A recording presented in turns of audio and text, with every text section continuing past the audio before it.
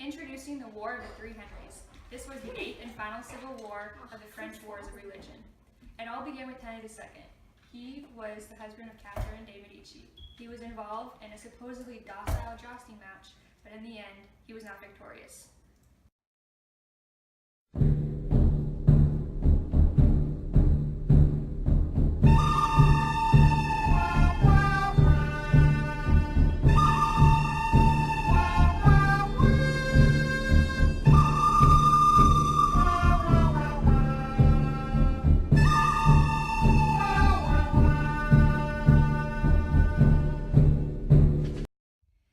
Now that Henry II was dead, Catherine had 2 other sons who were the only options for heirs to the French throne.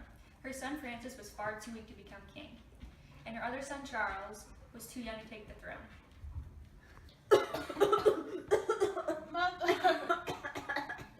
Francis is yakking up all over me.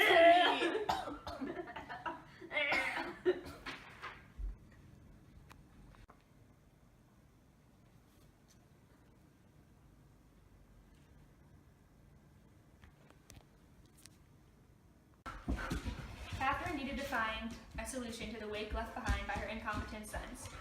Therefore, she turns to her last resort and marries her daughter, Margaret of Valois, to Protestant Henry of Navarre to create political alliances with France. Henry of Navarre, do you take Margaret of Valois to be your wife? Yes, I do.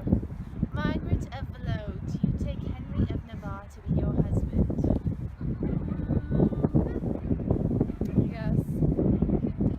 Thou art married. However, the marriage did not go so smooth. A few days after they got married, Catherine de' Medici instigated the slaughtering of thousands of Protestants in the streets of Paris who attended the wedding. This event was later known as the St. Bartholomew's Day Massacre. After the murderous wedding, the arranged marriage continued. Like most forceful marriages, Margaret never had true feelings for Henry of Navarre. She remained loyal to her original marriage until she met Henry of Guise, who was an ultra-Catholic from France, also known as her soulmate.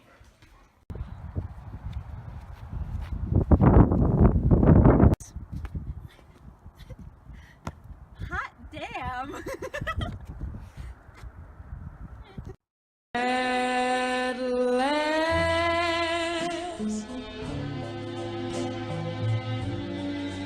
my love has come along. My lonely.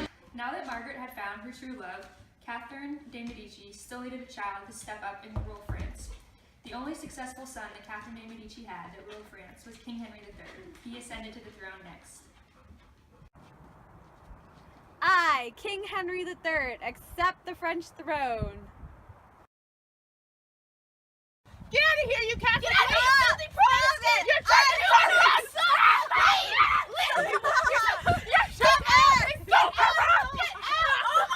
Many people accused Henry III of being a Protestant lover, so one day he was assassinated by a crazed monk.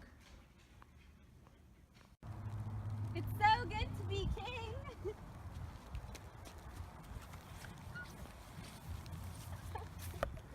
Die, you filthy Protestant.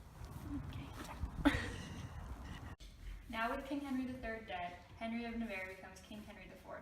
This king was a politique, which means that he shelved his personal beliefs in order to pursue the success of the state. So, in doing this, he transformed from being into a Huguenot to a Catholic in order to properly rule France. Most of France was Catholic, and in order to rule the country efficiently, Henry IV converted to Catholicism. He famously said, "Paris is worth a mass," meaning that to keep Paris out of conflict, he would convert to Catholicism.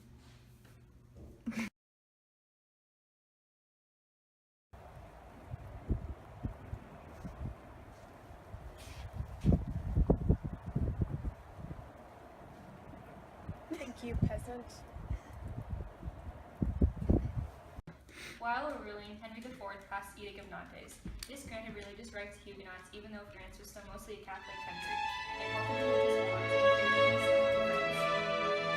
civil unrest. Henry IV ruled until his his passion for Protestant peace was too opposing for Catholics, and after multiple assassination attempts, he was stabbed to death by a Catholic friar.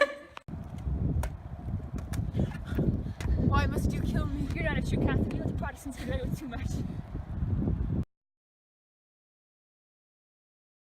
Many years later, King Henry XIV takes the throne, and he's an extreme Catholic, so he takes away the Edict of Nantes, and this revocation is called the Edict of Fontainebleau, which takes away all the previous granted rights